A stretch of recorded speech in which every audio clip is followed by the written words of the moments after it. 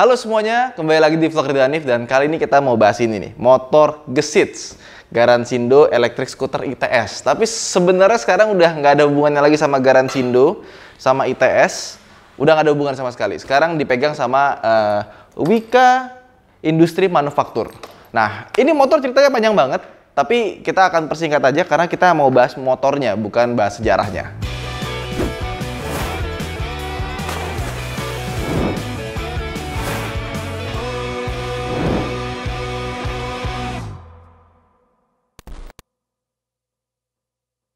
Jadi awalnya motor ini tuh adalah proyeknya Garansindo bersama ITS. Kemudian dipegang sama GTI, Gesit Teknologi Indonesia. Terus sekarang ini dipegang oleh Wika Industri Manufaktur. Tadinya Wika itu cuma pabriknya doang, ibaratkan BMW.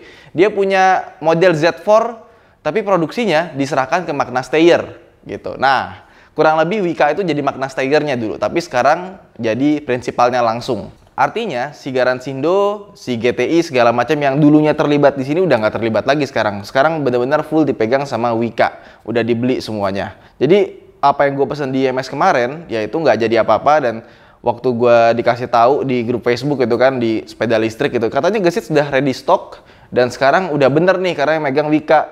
Dan juga mereka sudah punya showroom. Nah waktu itu makanya gue langsung datang ke showroom, beneran ada, beneran bisa, ternyata bener bisa pesen. Terus langsung dikirim ke rumah. Jadi gue pesen hari apa kemarin, Selasa ya, nyampe Rabu langsung sore. Nah ini dia motornya. Ini harganya 27.500.000, sudah on the road. Off the roadnya gue nggak tahu berapa. Dan yang gue paling suka dari motor ini, selain dia buatan Indonesia gitu kan, kita kayak jadi early adopter lah. Jadi orang-orang pertama yang menggunakan produk-produk otomotif Indonesia. Kita kayak Asabi Gunal awalunnya gitu ya. Nah motor ini itu nggak cuma sekedar motor listrik biasa gitu, karena apa yang gue pertanyakan itu semuanya terjawab dengan bagus.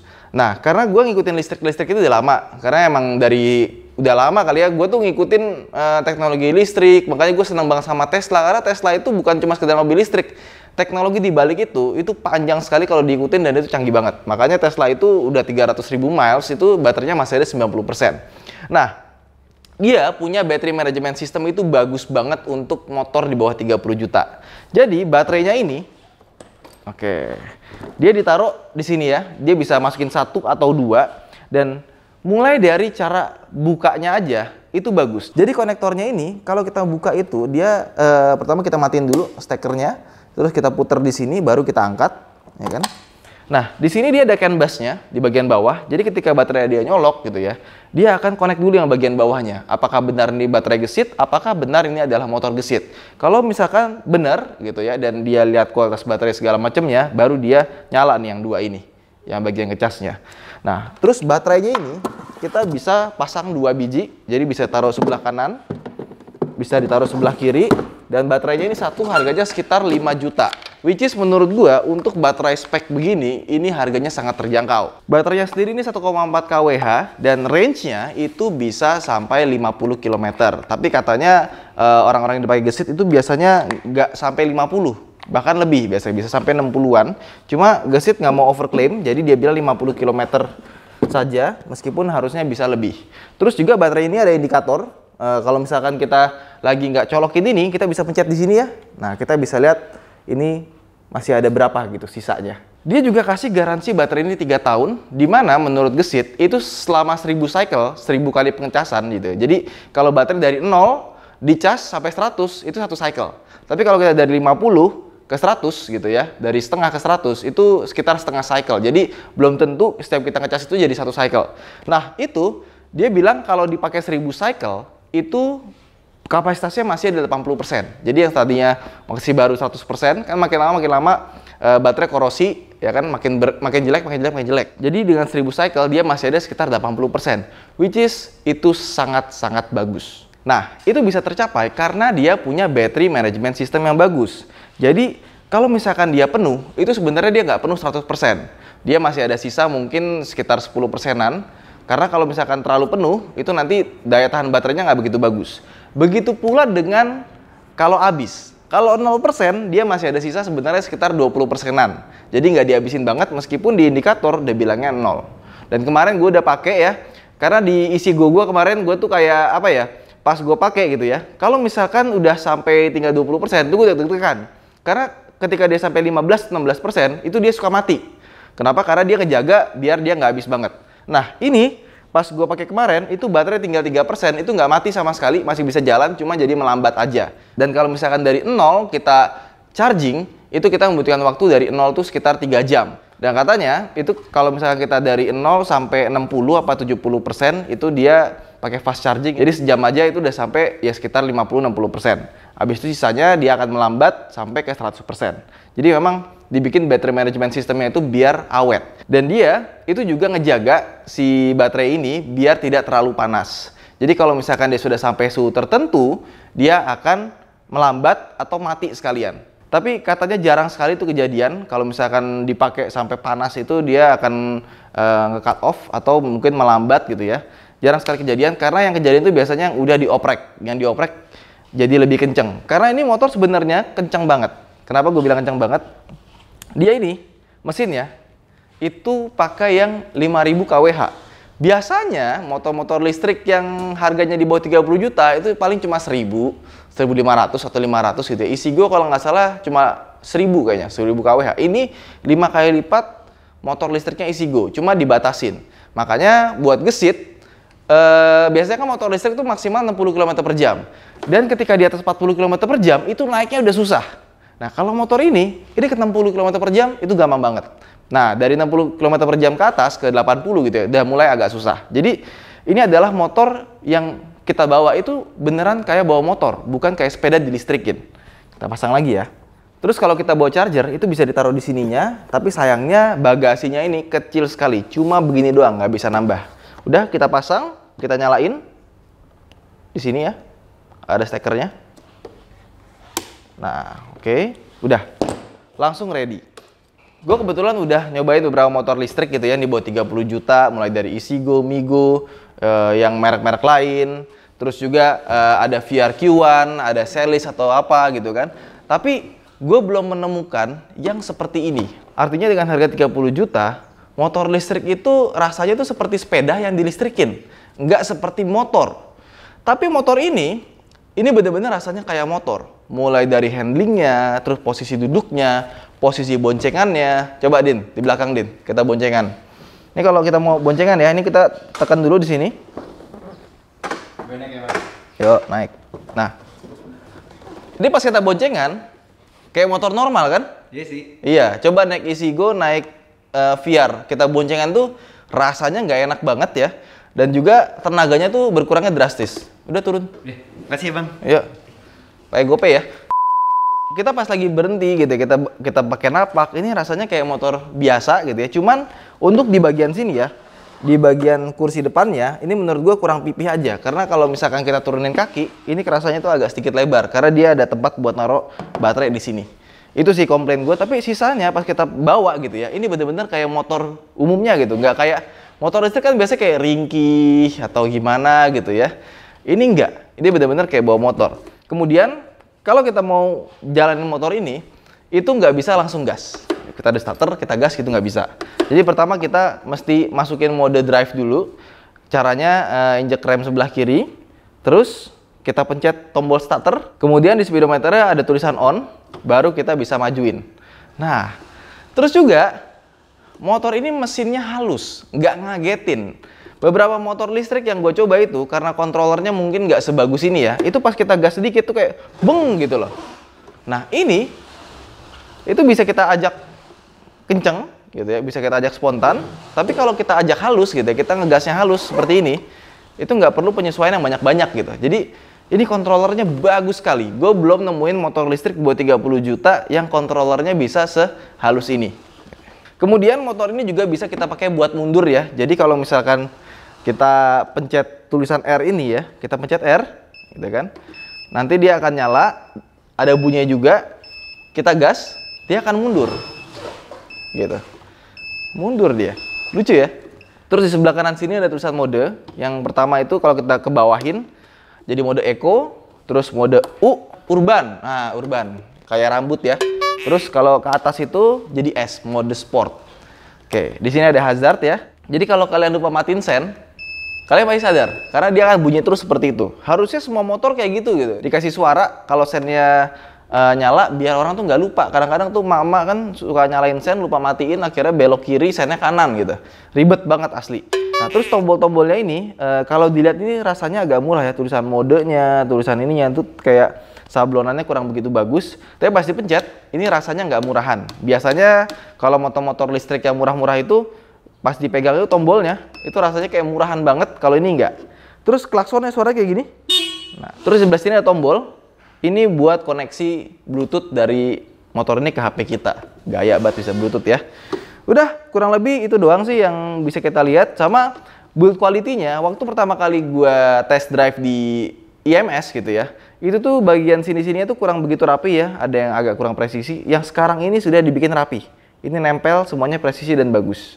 Body-bodinya memang kelihatannya agak kaku ya, kotak-kotaknya gitu, garis-garisnya itu nggak luwes gitu. Kayak kotaknya tuh kayak, pahatannya tuh kayak kasar, tapi sebenarnya kalau kita lihat build quality-nya, ini nggak kalah dibandingkan dengan motor-motor Jepang. Ini rasanya ya, pengen gua stikerin, tapi tulisannya Tesla gitu.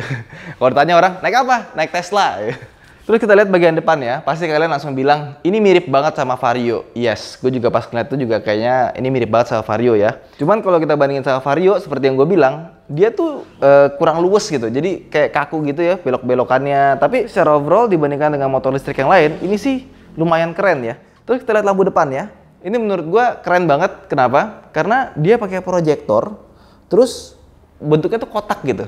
Dan kalau kita nyalain, itu cut off-nya bagus. Jarang ada motor di bawah 30 juta punya cutoff yang sebagus ini. Sama high beam ya, dia tuh pakai high beam LED di bagian sini, nyala. Ini pas malam-malam kita nyalain high beamnya, itu gue ngerasanya kayak naik Vespa GTS gue yang kemarin pakai lampu daymaker, terang banget, teng sampai ke atas. Gitu. Jadi kayak rasanya tuh kayak bawa lampu mobil gitu, tapi emang nggak seterang daymaker. Tapi untuk sebuah lampu LED motor di bawah 30 juta, ini lampunya bagus banget. Terus juga ini di sini ada lampu LED. Ini agak lucu. Karena kalau malam, ini pancaran sinarnya itu sampai naik ke atas sini. Jadi pas gue lagi bawa jalan gitu ya malam-malam, ini kok kenapa tangan gue bercahaya di sini ya? Kayak tangannya Nabi gitu kan, bercahaya gitu kan. Ternyata ini pantulan dari sini tuh naik ke atas sini gitu. Gue nggak ngerti kenapa desainnya begini, cuma ya biar kelihatan futuristik aja kali ya. Sama di bagian depan sini, ini masih baru tapi udah gampang lecet ya. Jadi visor depannya ini tuh kayak ada baret-baret halusnya, mungkin nanti akan gua cat jadi hitam beneran, nggak pakai visor plastik lagi. Terus ke bagian depannya, dia pakai velg 14 inci, ukuran bannya ini 80-80. Dan ini bannya mereknya Maxxis. Ini kalau nggak salah, cakram depan dan kawan-kawannya ini sama kayak yang punya Honda atau Yamaha. Jadi untuk spare partnya katanya gampang. Dan juga teleskopiknya, kayak misalkan punya VRQ1 atau semacamnya, itu kan biasanya teleskopiknya itu motor listrik kecil-kecil ya, biar ringan atau gimana. Ini nggak, ini teleskopiknya ini kurang lebih sama seperti besaran-besarannya Honda Beat atau Yamaha NMAX yang ukurannya segini. Dan juga yang gue salut dari motor ini, dia punya bantingan suspensi itu yang pas gitu. Jadi tidak terlalu empuk tapi tidak terlalu keras. Bahkan untuk di bawah motor 30 juta dibanding Aerox atau semacamnya atau Vario, gue lebih megang ini untuk shock breakernya. Depan belakangnya tuh enak. Apalagi masih pakai boncengan ya, gue boncengan sama istri gue naik ini kayak, kok enak ya suspensinya ya. Beda banget sama motor-motor lain yang di bawah 30 juta gitu. Jadi dibandingkan dengan motor-motor di bawah 30 juta lainnya, ini suspensinya sih juara. Kemudian kita lihat speedometernya. Ini speedometernya sebenarnya bagus banget. Kenapa? Karena digital gitu kan. Dan digitalnya tuh bukan digital monokrom. Dia benar-benar berwarna. Cuman biasanya makin kesini kan biasanya dia tuh desainnya semakin simple ya, nggak belibet ya. Gesit sini udah dikasih layar digital, tapi interface-nya jelek banget. User interface-nya tuh kayak digital tahun 90-an gitu loh. Rame gitu, banyak indikator di sini. Ini indikator mati aja, lampu sen mati, itu ada indikator warna putihnya gitu loh. Nih ya. Kalau gini baru nyala dia. Harusnya kalau emang mati, itu bikin mati aja gitu. Ini kan layar digital gitu. Pas kita matiin seperti ini, dia bener-bener blackout gitu. Dan juga resolusinya nggak sebegitu bagusnya, makanya kalau kita lihat dari dekat itu nggak begitu sharp gitu ya ngelihatnya. Jadi titik-titiknya tuh pixelnya tuh kelihatan. Sama dia tuh ada sensor buat cahaya. Jadi kalau misalnya kita pakai di malam hari dia jadi hitam. Kalau kita pakai di siang hari gitu ya, kita kasih lampu, ini dia jadi warna putih. Warna putihnya kurang lebih kayak gini. Jadi speedometernya tuh udah dibikin bagus gitu. Bisa digital segala macam. Tapi pas eksekusi desainnya gagal gitu. Kalau menurut gue sih itu, gue harap dia bisa update ya, dan desainnya tuh bener-bener ganti gitu, nggak kayak gini. Ini desainnya jelek banget. Terus ini ada plastiknya yang nanti habis dicopot. Seharusnya nanti kalau motornya udah banyak di jalan, ini wajib banget dikasih anti gores, karena pasti nanti kalau kelamaan dia bakal banyak goresan nih. Ini aja depan dah banyak goresan kan. Kemudian di sini ada informasi yang cukup penting, yaitu temperatur mesinnya. Jadi kalau misalkan dia kepanasan, dia akan otomatis menurunkan tenaganya gitu di sini. Sama kuncinya, ya kuncinya ini dia masih pakai kunci yang sederhana ya, belum pakai yang keyless. Sama dia ada secure shutter key-nya, cuma kuncinya ini kenapa mirip banget sama kuncinya Honda, dan ini nggak ada logonya. Harusnya dia bikin kepala sendiri, pasti lebih keren dibandingkan dengan mirip-mirip sama punya Honda seperti ini. Oke, ini kayak motor Honda lu rusak gitu kan, terus lu bawa ke tukang kunci, lu beli kunci satu set, nah dapetnya kayak gini nih, nggak ada logonya. Gitu. Ini kalau misalnya kita mau ngunci, kita putar dulu. Nah, kurang lebih kayak gitu. Ya tapi ini cuma minor-minor doang sih. Tapi intinya Gesit tuh udah coba ngeliatin bahwa ini motornya canggih, cuma eksekusinya aja dia kurang begitu wah gitu. Kalau misalkan nanti dikasih desain yang baru, yang lebih bagus, gua rasa ini speedometer pasti jadi wah banget. Terus ke bagian bawahnya, ini rapi kebetulan, di cover plastik semua, nggak ada yang kebuka. Ini emblemnya itu bukan stiker, jadi dia beneran nongol. Di sini ada cup holder, tapi nggak ada colokan 12 volt. Kemudian ini decknya, menurut gue agak sedikit cheap rasanya. Mungkin nanti harus dikasih karpet kali, karpet mie gitu, biar kelihatan lebih mewah. Sama yang gue paling nggak suka dari motor ini, itu ada di bentuk armnya.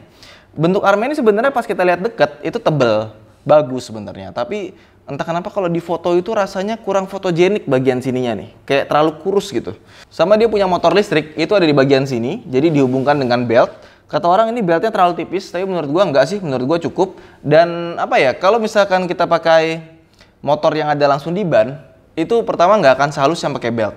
Dan yang kedua, dan kalau kita pakai kenceng, itu nanti motornya itu jadi bergetar gitu, nggak enak dibawanya. Nah, kayak misalkan gini deh, kita pakai Logitech G27, itu kan rasa jiringnya masih ada tuh ya pas kita belok ya, karena kan dia direct drive.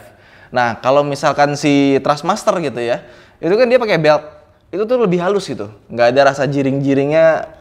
Pas kita belokin tuh nggak ada, ini benar-benar halus. Sama, kurang lebih kayak ini juga. Dan mungkin kata orang-orang ini beltnya terlalu kurus, tapi menurut gue sih nggak ya, karena punyanya Zero itu juga beltnya nggak tebal-tebal amat, padahal dia lebih kenceng gitu. Kalau misalkan untuk Zero yang sampai 80 km/jam, menurut gue ini lebih dari cukup. Terus shock breakernya, dia pakai monoshock, tapi bukan ditaruh di bagian sini. Taruhnya di bagian sini. Makanya dia lebih enak, karena monoshocknya taruh di depan gitu. Jadi bobotnya itu lebih berat gitu, dibandingkan ditaruh di sini. Nah, ban belakangnya ini agak sedikit pipih gitu. Gua sih pengennya nanti gua ganti yang lebih tebal ya, biar lebih wah kelihatannya. Ini bannya pakai merek Maxxis juga, ukurannya 180/14. Cuma mungkin nanti gua akan ganti yang lebih gede biar kelihatan lebih wah ya, nggak kurus gini. Sama spakbor belakangnya, ini desainnya menurut gua kepanjangan dan agak ringkih ya. Ini agak goyang-goyang di sini, tapi memang sengaja dibikin fleksibel. Ini sepertinya bisa dicopot. Oke, ada baut nggak, Din? Obeng, kembang. Nah, ini dia nih. Oke. Nah, yuk. Ini soalnya menurut gua kepanjangan banget ya. Extensionnya ini tapi seperti bisa dilepas nih. Ya, jatuh. Oke. Sekarang udah dilepas. Apakah bisa dilepas? Sepertinya nggak bisa. Sepertinya nggak bisa. Cuma kalau dibikin cuma separuh begini ya, spakbor belakangnya, kayaknya keren loh. Ini menurut gua sih agak sedikit kepanjangan, nanti kita pasang lagi deh ya. Terus ini adalah motor di bawah 30 juta pertama katanya yang pakai semua lampu LED. Mulai dari lampu plat nomor LED, lampu belakang LED, lampu seinnya juga LED. Bentuk belakangnya mungkin nggak selera semua orang, cuma menurut gua ini kelihatan futuristis. Sama di sini ada behelnya ini kepisah gitu. Secara overall desain, menurut gua desainnya futuristis, cuma mungkin di bagian sini ini agak sedikit kurus ya. Sisanya sih oke gitu. Sama gue suka nih bagian ininya ya, buat buka footstep itu kita dorong di sini. Jadi nggak perlu nyongkel-nyongkel dari situ, kadang-kadang susah, ini nggak, gampang banget. Terus gimana kesimpulannya soal Gesit ya?